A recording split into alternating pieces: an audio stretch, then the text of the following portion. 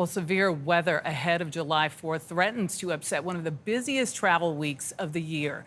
At least 24 tornadoes were reported in the upper Midwest over the weekend. Hundreds of flights were canceled after an intense storm moved through Atlanta on Friday.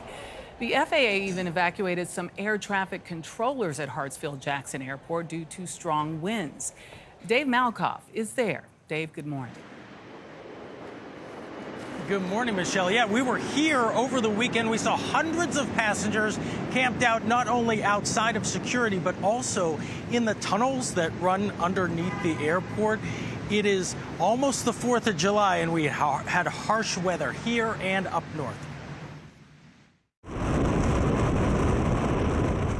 It was a spectacular sight in South Dakota over the weekend. Storm chasers captured this tornado in Clear Lake, just narrowly missing this home.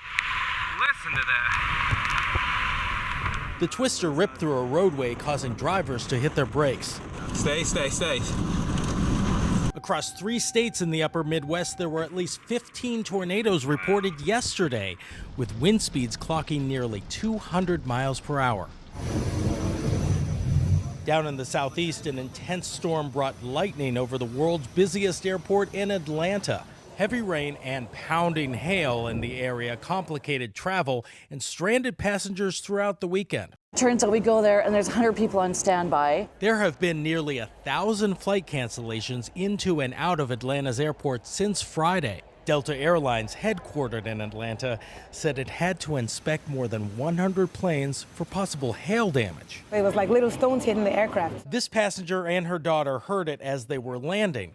They then slept curled up under this darkened canopy of art in a tunnel under the airport overnight. It was completely full. There were people, literally no space between people, like on both sides, all the way from one end to the other.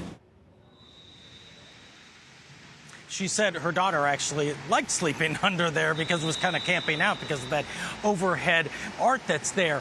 We are hearing that 18.5 million people will pass through TSA starting tomorrow, and Delta assures us that they are up and running again. They're back to full operations. But Vlad, also overnight, we're hearing there's going to be a scheduled power outage, but that's in the wee hours of the morning here in Atlanta. Oh boy. All right, Dave Malkoff, thank you very much.